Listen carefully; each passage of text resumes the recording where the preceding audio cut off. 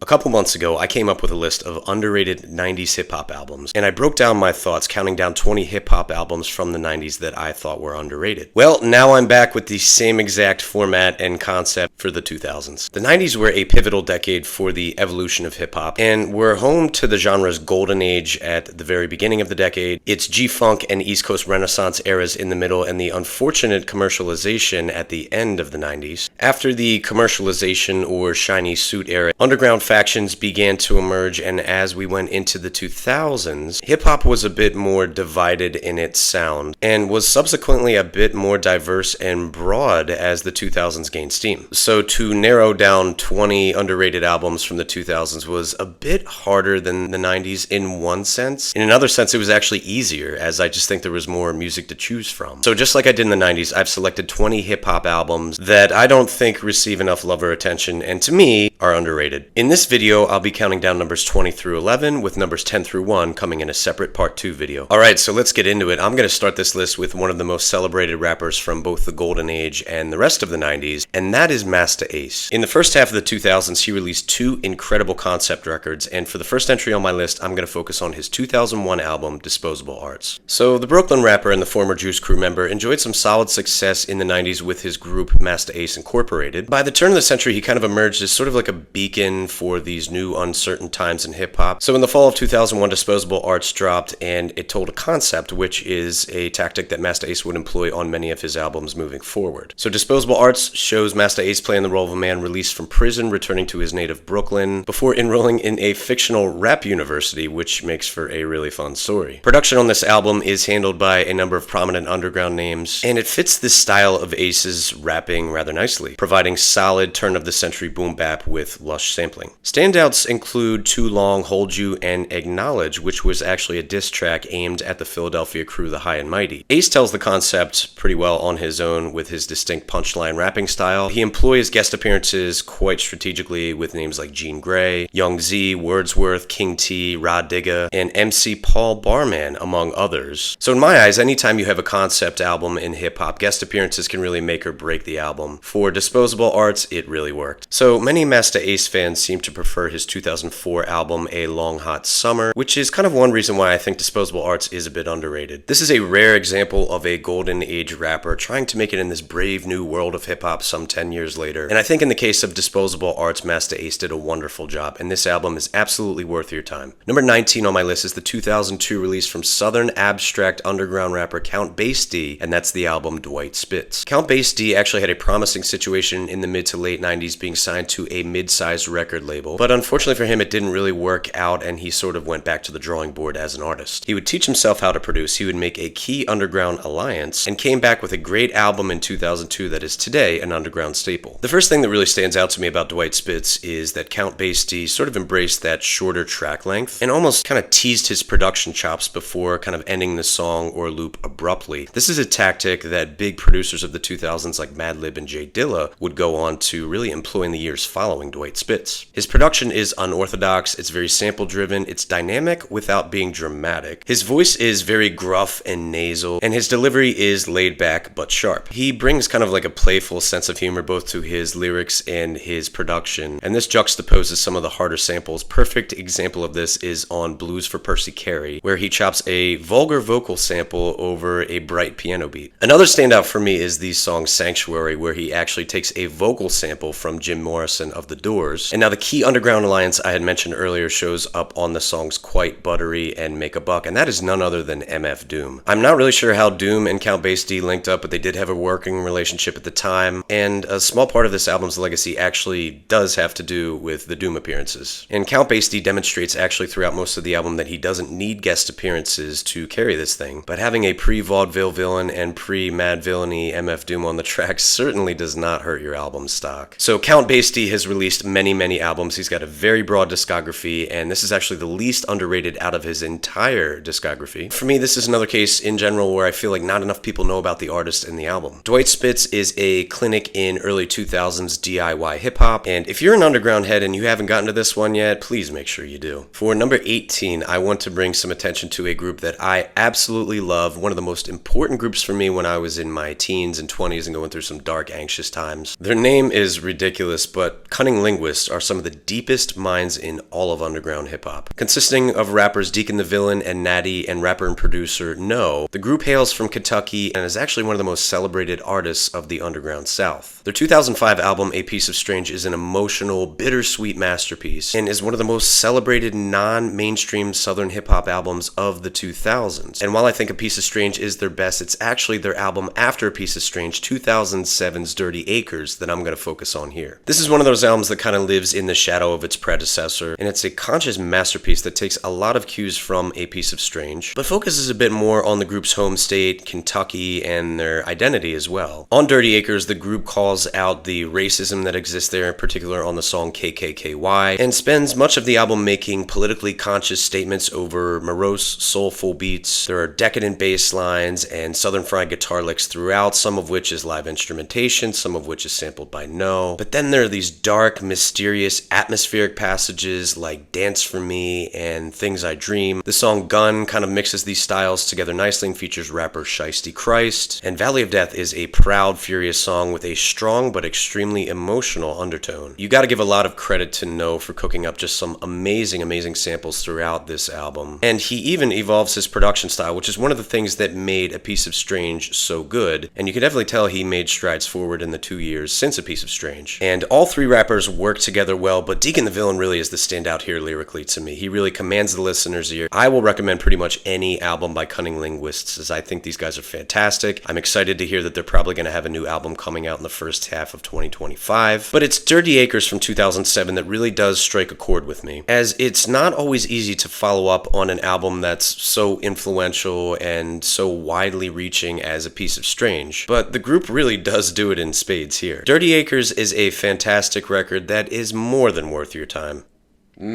Coffee.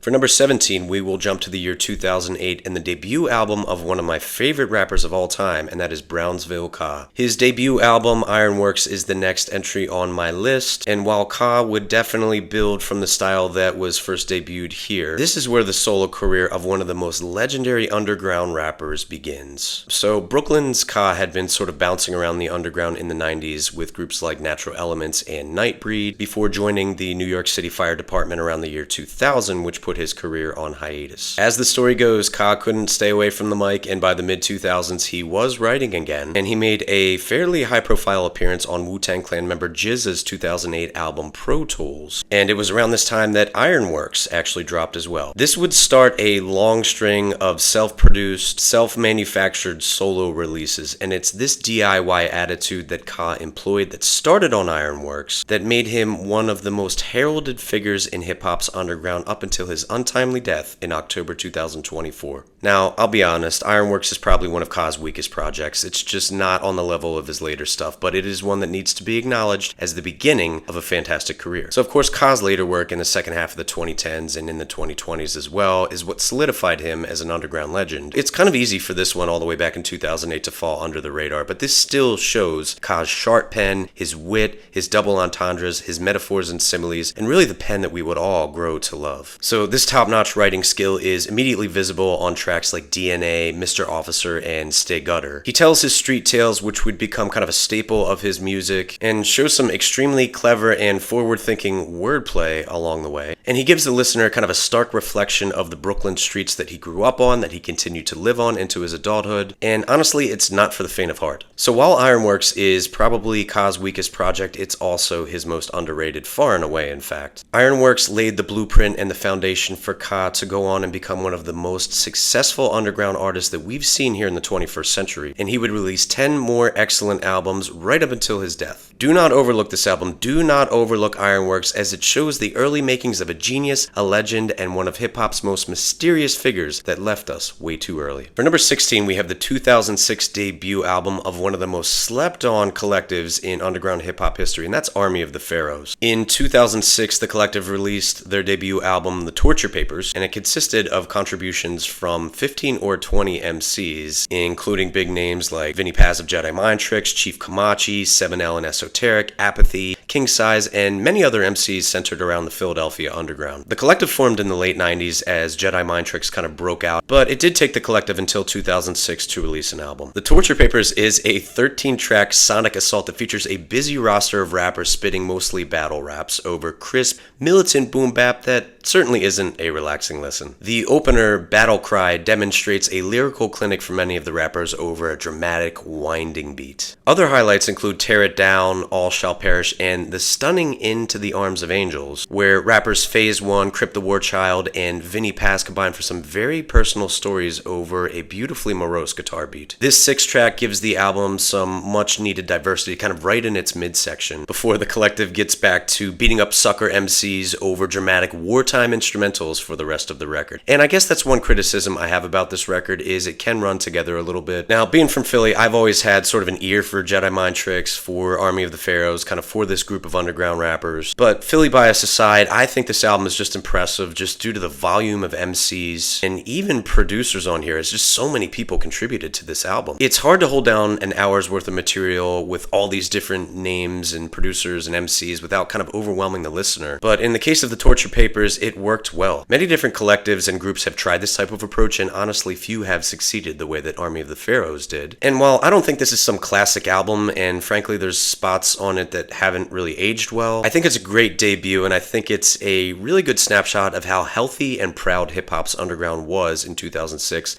Alright, halfway through the first half of the list. Thank you guys for making it this far with me. Thank you as always for your interest and support in this channel. It would really help me if you subscribe to the channel as I continue to grow the channel as we head into 2025. I have big plans for the new year and I won't be able to do it without you, so thank you all for your support. For number 15, we go to Union City, New Jersey, which is kind of right over there somewhere, for a group that is very well known and respected within hip-hop's underground, and that is Dalek. Led by MC Dalek, who is backed by producers Joshua Booth and The Octopus, the group came together in nearby Newark in the late 90s, and the group would solidify legendary underground status on their second album, 2002's From Filthy Tongue of Gods and Griots, which is the number 15 entry on my list. Now, I'll be honest, this is one of those records that I almost didn't include because in the underground and alt-rap communities, this is not really underrated. However, I did put it on here because Dalek is far from a household name, as their abrasive brand of industrial noise rap is sure to turn many people off. But I love this sound, and I think this record is their strongest, though you can make a case for their 2005 album Absence as well. And I really do feel that not enough people know about Dalek or this record. Again, this is industrial hip-hop mixed with elements of noise and experimental rock. The soundscapes are hellish, dystopian, but somehow hopefully melodic in spots. MC Dalek is very abstract on the mic, and when you can tell what he's saying among his deep metaphors, it is pretty conscious. So there's two reasons why it's kind of hard to decipher Dalek's lyrics. Number one is the fact that he is very abstract, but number two is the fact that the vocals on this album are really not very well mixed. While that is kind of a big complaint, and probably the major complaint that I do have about this album, the instrumentals more than make up for this. So for instance, that grating, frantic, wailing sample on the opener, Spiritual Healing, absolutely pummels the listener right out of the gate as Dalek goes into the hypocrisy of religion. And the album really does get off to a blistering start with Spiritual Healing, Speak Volumes, and the song From Molehills, before kind of slowing down a little bit in the middle. But the group saves its best work off of this record for the last two tracks, and those are the post-metal influenced Forever Close My Eyes and the melodic and epic closer Classical Homicide. And in my opinion, I think these are two of the best hip-hop songs of the entire decade. They're just that good. And even if you hate the style and you hate the first 9 tracks and it scares you, I think it's worth it for that artistic clinic that they put on at the end of the album. Plus the opener Spiritual Healing is fire as well. Me personally, I love the album from front to back. There's not really a weak track on here, as it revolutionized industrial hip-hop. And industrial hip-hop itself was sort of fledgling at the time outside of the United Kingdom. So Dalek, what they did was took the formula that worked for artists like Techno Animal and they brought it to American audiences a little bit more. And they also found a way to bring kind of a beauty to such abrasive, unforgiving music, and they did it with grace. They really did. Now look, I know this album, it's not for everybody. This style is not for everyone, but those that know Dalek and they love the industrial hip-hop subgenre will agree with me that this record is an undisputed classic. Number 14 on my list shifts us to a great turn of the century album that I think has received major props props from its fans, as well as the mainstream when it came out, but I feel like it's really become lost in translation in recent years. So that album is the 2000 solo debut of one of my favorite MCs of the time, and that's Mobb Deep's Prodigy. The album is HNIC. So after Prodigy and Havoc had major success together with Mobb Deep in the second half of the 90s, Prodigy felt that he achieved enough of a following and reputation to drop a solo album at the turn of the century. And honestly, quite a few Mobb Deep fans consider this to be sort of the last truly good project before Mobb Deep went mainstream and their quality truly started to dip. So HNIC comes out of the gate as cold as ice with the song Genesis, which actually features a sample from the band Genesis, as Prodigy kicks some extremely morose and deep rhymes over a gorgeous, sad melodic beat that may have sort of been kind of a precursor to the drumless style that is very popular today. I'll never forget hearing Genesis for the first time when I picked this album up in 9th grade. It's one of those listening experiences that has really just stuck with me forever. So the album evolves gradually with early bangers such as Rock That Shit and Keep It Thorough, which was actually a hit single and features an early production job from The Alchemist, who has gone on to be one of the most heralded producers of all time. It's hard to record with sirens.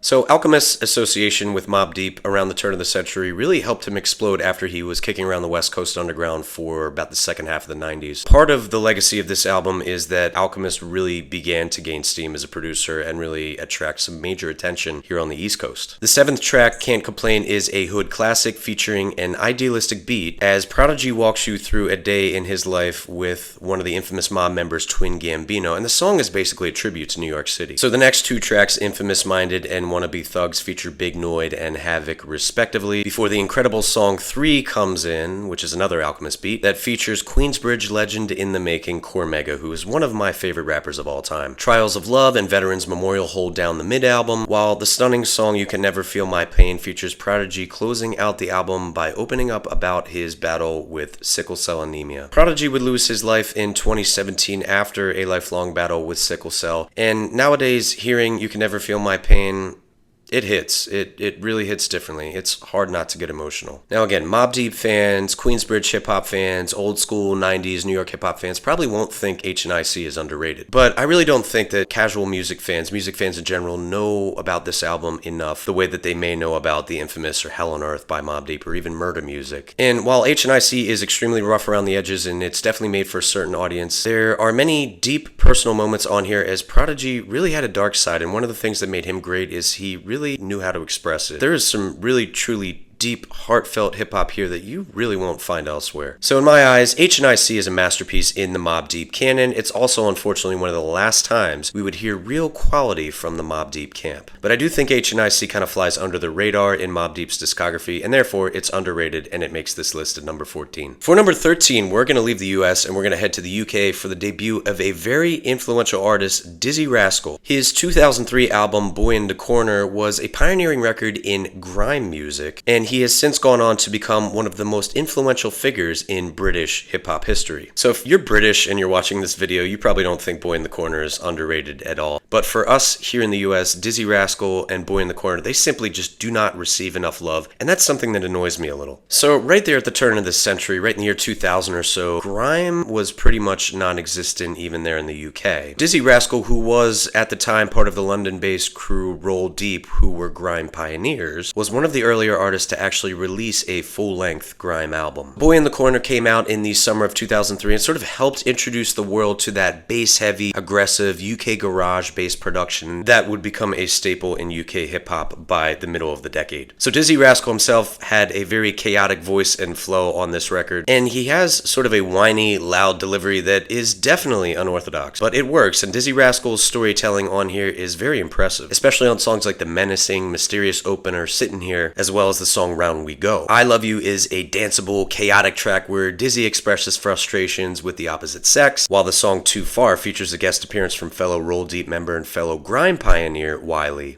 Look, I'll tell you this as an American, when I discovered grime in probably 2006, 2007, I was hooked right away. Grime is a unique style as it kind of takes those danceable elements from that underground UK garage music, which was huge in the 90s, and it turned it directly into hip-hop beats, which I absolutely loved. And a lot of early grime music kind of of showcases these cool, dark, wonky beats. So while there may be a little bit of maybe beat fetishism, Dizzee Rascal makes sure that the lyrics are not an oversight on this record. He's really introspective, candid, and he's not afraid to speak his mind, which is pretty impressive for somebody who was 19 when this was made. Now, if you've never heard Dizzee Rascal, or you somehow haven't come across grime all these years later, this is probably the most influential grime album of all time, and it's a pretty natural place to start. What Dizzee Rascal and this album did for this kind of next wave of UK hip-hop in the 2000s is undeniable, and from an American standpoint, this is something that's not nearly recognized enough. So we continue our global jet setting here, heading from the UK all the way back to the US West Coast, and my number 12 entry is an album by a duo that I really feel doesn't get enough love, and that duo is People Under the Stairs. Consisting of DJ and MC Double K and MC Thes1, the group emerged out of the Los Angeles underground in the late 90s, and they quickly dropped 4 albums by the year 2000. But it's their 5th and, in my opinion, finest album, OST, from the year 2002 that deserves a spot on this list. Now, People Under the Stairs is definitely a duo that's known by my underground heads, especially those on the West Coast, but I just don't think they have enough exposure beyond that, and therefore I think they and this album are underrated. So OST, it's no light feat. It's 76 minutes long and features some seriously infectious, jazzy, boom-bap underground West Coast sounds. Double K and Thes1 bring mostly upbeat vibes, speaking a lot about partying, hanging out, doing drugs, things like that, but they do it in a way that's lyrically a little bit more advanced than, say, a group like the Beatnuts, who have similar lyrical themes. Both MCs are very observant in their writings, and they're both very potent on the mic, and they find a way to play off of each other's energy very nicely, and there's some great back and forth action throughout this album. For me, the standout of this thing is the relaxing weed anthem Acid Raindrops, which on the surface is kind of just an ode to getting high, but it's done in a way where the listener comes away understanding kind of why these guys are stoners, how it helps them flourish as artists, and how it made their worlds kind of a better place. The duo also has a very strong loyalty to their hometown, as demonstrated on the LA song, and there are many other fun, upbeat songs that are kind of reminiscent of what you would find on maybe like a Jurassic 5 album, maybe just a little bit less conscious, such as The Sweet for Beaver Part 1, Keeping It Live, and Montego Slay. Overall, this is just a fun album that, despite its extremely long runtime, it passes pretty quickly. I really just enjoy what I'm hearing, and very little of it sounds repetitive or runs together. People Under the Stairs would go on to have a pretty accomplished career, releasing 7 albums over about the next decade and a half following OST. The group did decide to split in 2019, and unfortunately 2 years later, Double K would pass away in 2021. But their legacy remains, and I think of all their albums, OST deserves the most attention. We close out the first half of this list with the 5th album from one of Detroit's most celebrated underground producers, and that is Black Milk. His 2008 album, Tronic, is one that did generate some buzz in the Midwest and beyond, but unfortunately this is a record that I just don't hear about that much these days. Black Milk's big selling point on the album Tronic is that he created a futuristic sounding record that was really far ahead of its time. It blended the sped up soul samples, which were popular at the time, with certain glitchy, bass-heavy components that would appear pretty frequently in underground hip-hop throughout the late 2000s and into the 2010s. Coming from Detroit, we can kind of assume that Black Milk maybe had to live a little bit in the shadow of a producer like J Dilla. So Black Milk actually did work with J Dilla's group Slum Village earlier in his career, but released a string of solid solo albums earlier in the 2000s that were all pretty high quality. Milk is one of those artists that's really talented on the boards, but is also a respectable lyricist at the same time, as he drops some smooth party rhymes mixed with battle raps, though in the case of Tronic he keeps it pretty mellow, as there is a pretty distinct neo-soul influence throughout. Melodic, lush, introspective production reigns supreme on conscious club jams like the song Bounce, which is one of my favorites from the record. Reppin' For You is another standout, but the real highlight for me off this album is the song Try, which masterfully flips the song Who Do You Think You're Fooling by Symphonic 4. Guest appearances are rather sparse, though Detroit legend Royce the 5'9" does show up on the serious, energetic song Losing Out, which has one of the greatest sample flips on the album, while Pharoahs and Sean Price come all the way from New York for the song The Matrix. To me, Black Milk is actually one of the most underrated producers of all time. So while he does have a pretty large body of work to choose from, everything that I've ever heard by Black Milk shows the mark of a calculated, thoughtful producer who is just a master of his craft. If you enjoy great sample flips and beats that really do keep you guessing, check out Tronic, as not only is it an incredibly produced album, but it's a strong album lyrically as well. Alright, that's it for part 1. Let me know what you think of this list. Are these albums underrated in your book?